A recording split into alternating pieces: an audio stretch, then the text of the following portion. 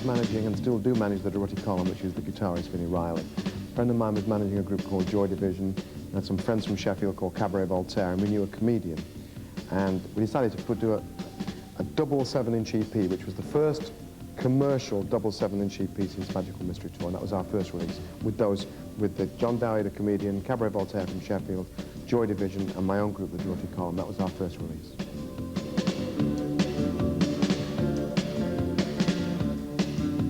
To begin with, FAC339 is the only label that would have been interested in me in the first place. There was no other record label in 1978 that would have touched me with a barge pole. You know, I mean, the stuff I was doing was just so completely different to the stuff that was required and the stuff that sold. So it's always been the case that FAC339 is probably the only label that I could survive on.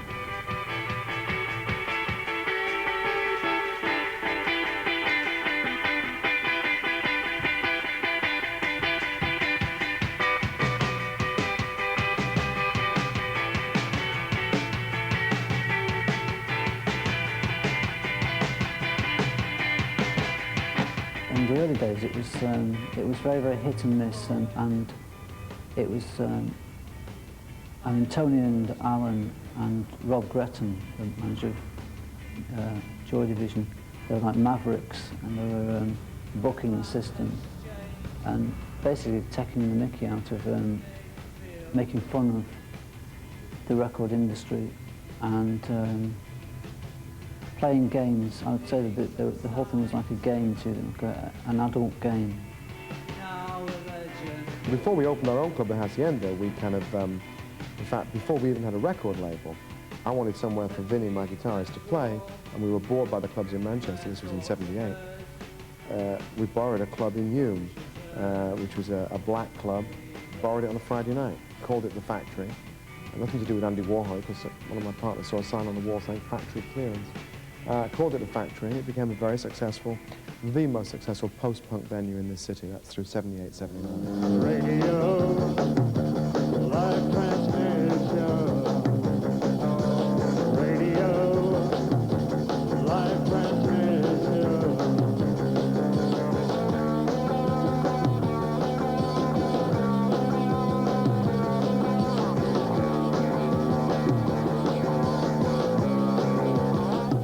I first saw Joy Division as Warsaw, maybe early '77, mid-'77, at the Electric Circus, which was the punk club in Manchester where the Pistols played and Clash and everybody. And I thought they were a pile of noise and an extremely interesting lead singer.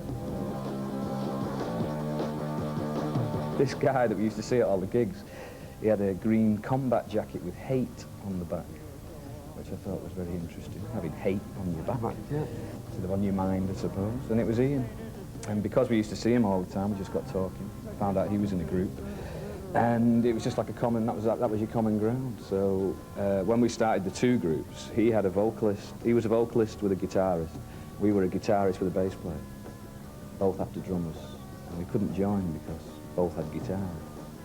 So we let that go on for a bit, and we advertised for singers.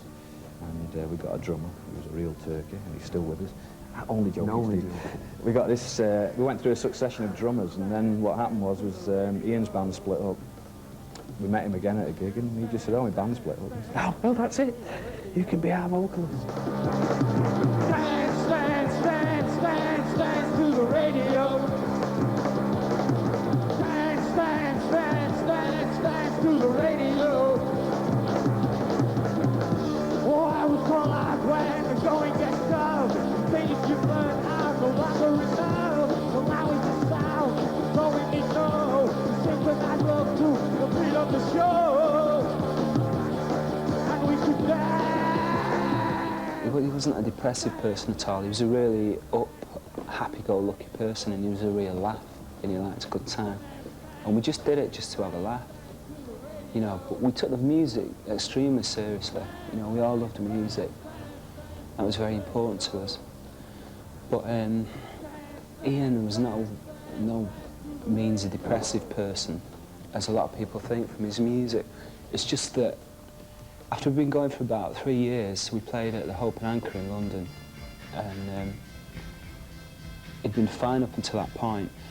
Then on the way back, he just had a fit in the car. He had an epileptic fit in the car. He'd never had one in his life before. He was only like 22 or something. And we took him to hospital and said, yeah, he's had an epileptic fit. And after that, he just got it really bad, and he started getting it more and more. Apparently, you're either born with it or you get it in your very early 20s. And the doctors just, the cure for it at that time was just to dose someone up with barbs. So he was on really heavy barbiturates all the time, and that just changed his whole personality, really. But there was nothing we could do about it, you know, nothing. And then when he got ill, obviously we realised he was ill, but just because you were young yourselves, youth like that, innit? You don't give a monkey's. And you tended to let him look after himself, really, which is a shame. The thing you learnt by age was that sometimes people do need looking after. Mm. But unfortunately, we were all too young at the time to be like that, so you lost him.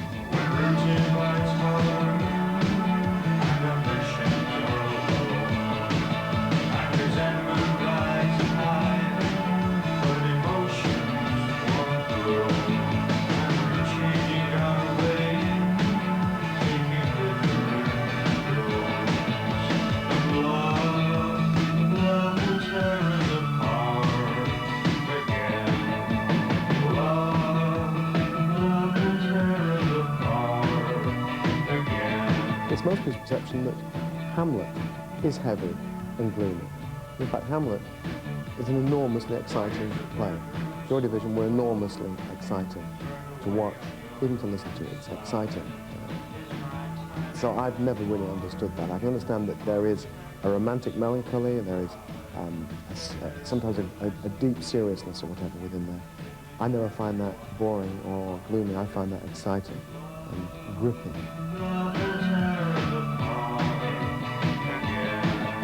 We always felt that we should write songs about something important rather than something trivial. You know, because we were that type of band. We weren't a pop band.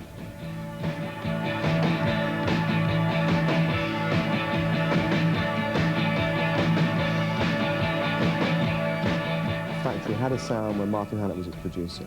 Martin Hannett's snare sound was one of those things that producers do every year, year and a half. There's one producer somewhere in the world who changes the way pop music sounds. And Martin Hannett, the late Martin Hannett, did that. Martin produced our early tracks that Martin produced because he was Joy Division's producer. And like Donald's a really funky drummer, but he always used to end up sounding like Steve drumming out of New Order just because the sound, you know, Martin always stamped his... he'd reverb on it. His mark on records, he was good at that, you know, getting the sound.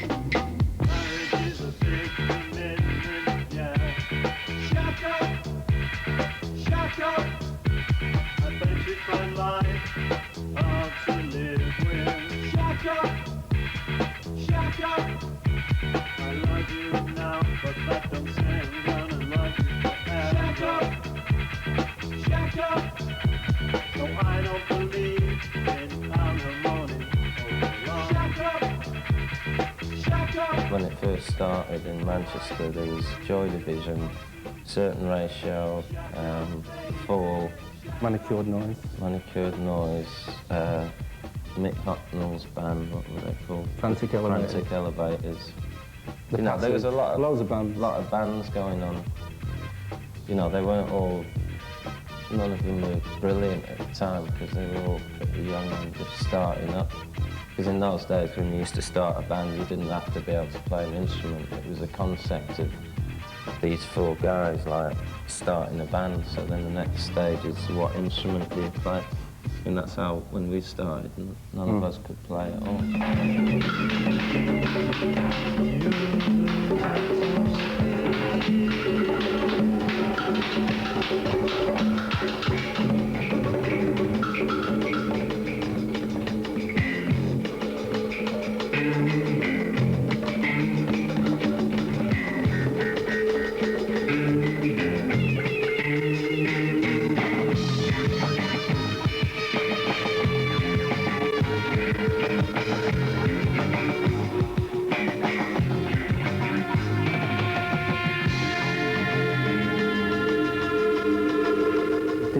bands, the main bands that record for Factory, like ACR, they used to, and New Order, Happy Mondays, and James when they arrived, and all the bands that we've had and subsequently left, they were all groundbreaking bands. They were all original bands and innovative and not particularly recognised at the time by people, even people in Manchester.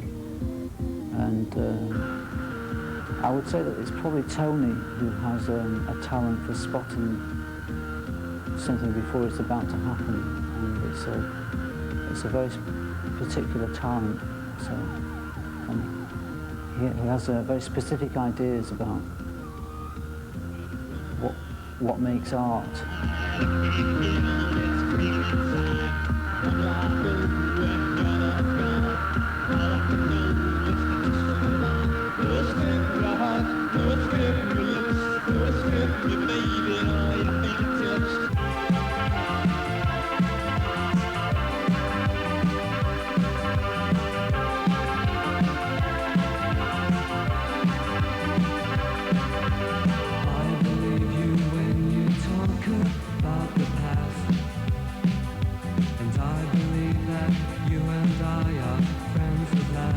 The only era of music I've ever liked, I've always liked fresh stuff.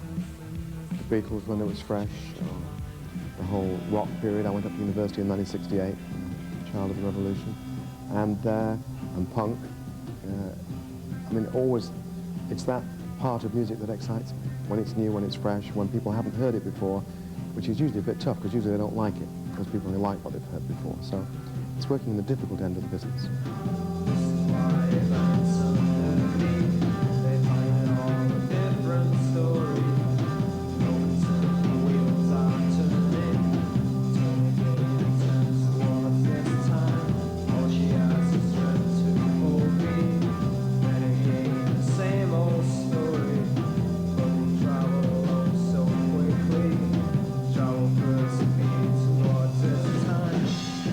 We decided that if one member of the band never left, that we would change the name anyway, you know. But the actual name came from Rob. He read it in a book about, was it Prince Sihanouk of Cambodia? He was reading a book about that, and he got it out of that.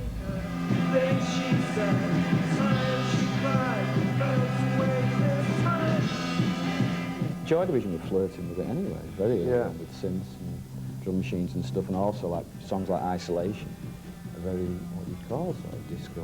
I didn't that way. I mean, it wasn't difficult at all. It was quite natural at the just time. Hard sorting out the singing angle, wasn't it? Yeah, it was through like Steve and Bernard being very, very interested in technology. And what that technology did was gave you the freedom to make records like that.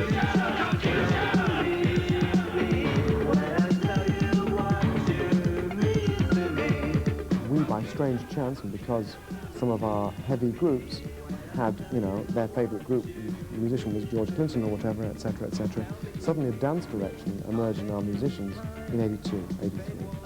We had a lot of strange dance records, including Blue Monday, the classic by New Order. How does it feel to treat me like you do? When you laid your hands upon me and told me who you are. Thought I was mistaken. I thought I heard your words. Tell me, how do I feel? Tell me now, how do I feel? I mean, I think Factory's a reflection of it all. I think Tony would readily agree, or maybe not, that it's more a collective, especially where we're concerned with New Order and Joy Division and the Hacienda and Dry and stuff. It's much more a collective thing. It's not like Factory is viewed as something separate from New Order. It's like when people say Factory, they mean everything, a whole lot of everything. But I'm quite sure that you'll tell me just how I should feel today.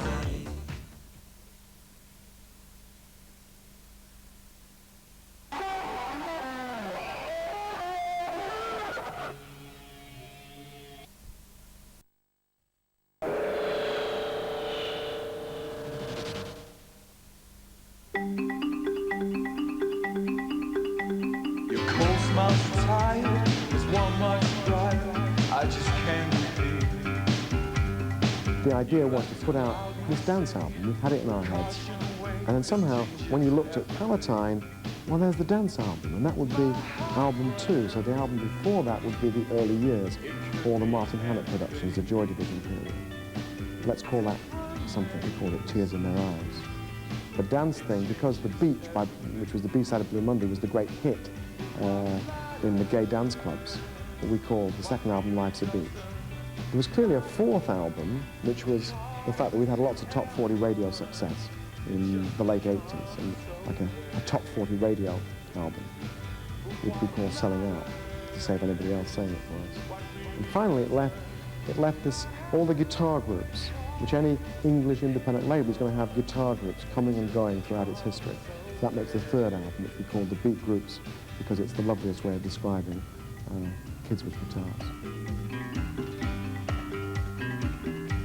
When we first joined, I think say maybe James and us, maybe Happy Mondays, they were kind of the next step on for Factory, I think. Because before that it was basically Joy Division in New Order, and it did have a bit of a long overcoat, grey Manchester sort of feel to it, but not in a negative way. And I think that was the kind of start of like opening it up to different things, more like a romantic kind of northern thing.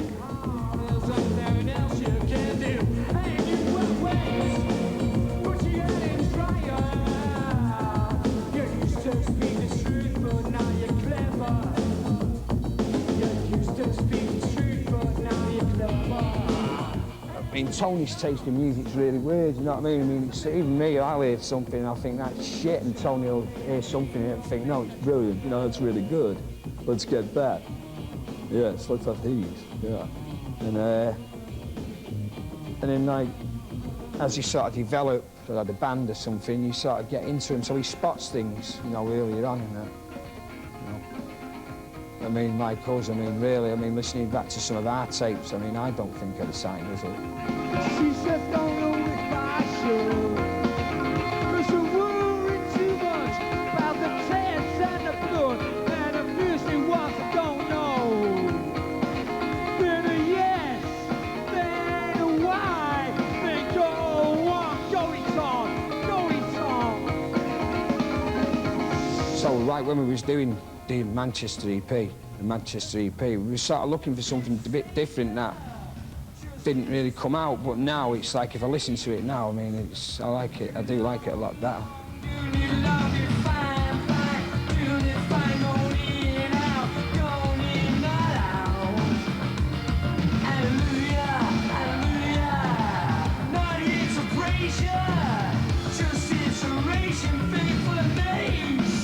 My favourite track I think of all time out of all the Factory stuff that's ever come out has got to be Marcel King's Reach for Love. I've got to put that in. I mean, that's when I really changed thinking Factory's policy about if it's a good record, then it'll go in the charts and become #1 without any plugging or advertising or anything. I mean, I really did think that, you know, not knowing much about this business a few years ago.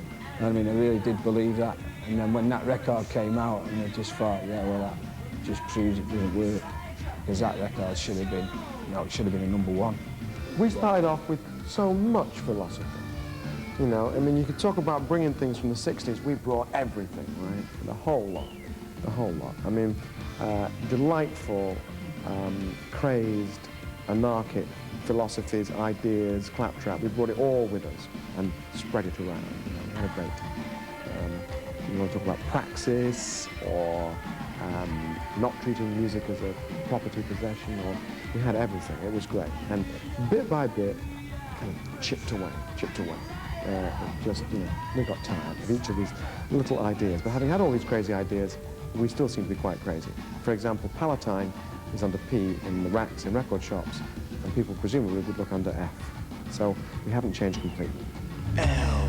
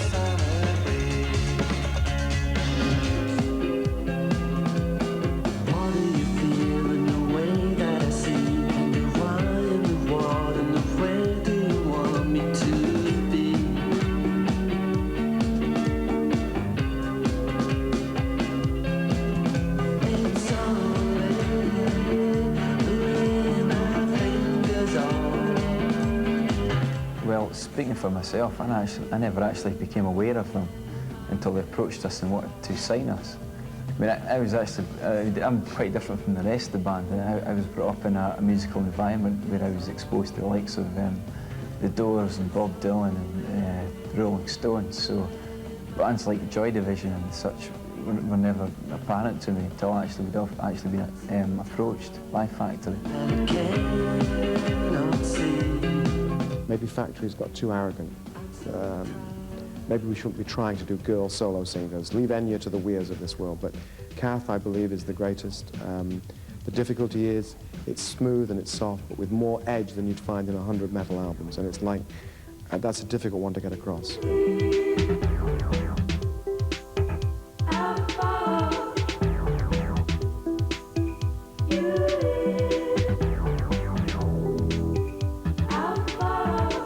I think that, if anything, Factory's sort of doomed to remain small, which I like, because I think you can control it better like that, and also you get a quality out of that, rather than signing up a lot of groups, which I think a lot of indie labels like Mute and stuff, they tend to have a lot of groups now, whereas Factory haven't, and I like that in the way that they can concentrate more.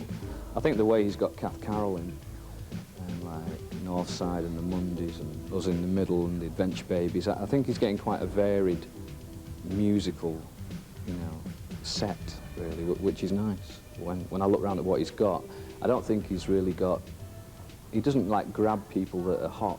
He sort of still, Factory still has this thing where they believe in people because of themselves and not because of how fashionable they are when they come along them, you know what I mean?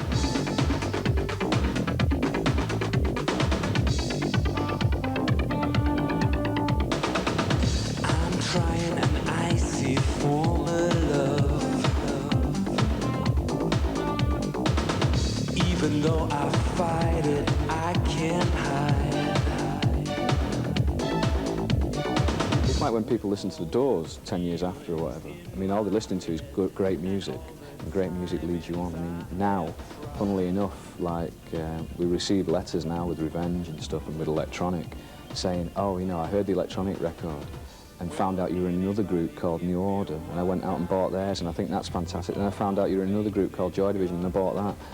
Everybody gets letters like that of people that have been turned on to what you're doing now, and then have gone back through, and really that's all you want them to do. If it's good music, then obviously people are going to pick up on it and say, wow, this is great, I want to hear more. I always thought of you as my brick wall, built like an angel, 6 feet tall. 6 feet tall. I just thought it was a very healthy thing that after being together in a group for however long it is, like 10, 12 years, that you should go out and work with someone else. I just think it's very healthy. I think it's healthy for everyone involved. I think that the way Factory has built its relationship up with bands has been a series of accidents and coincidences and things. There's been nothing really terribly planned, I don't think. Although Tony would probably disagree and say he had a great master plan right from the start, but I don't think there was one. I think there was an overall philosophy, but that's about all. My Upsum song, my Easy Way Out, and the way we end Palatine, I've been criticised for it. We're aware of the future, we live in the future, and yet I put a very old song at the very end, which is Atmosphere by Joy Division. There is something so transcendental about that track. I always say that being the guy who signed the check to pay for the labels on that record is one of the great privileges of my life. Being in any way involved with a piece of work like that, I find very difficult still to come to terms with. So Atmosphere is my easy way out.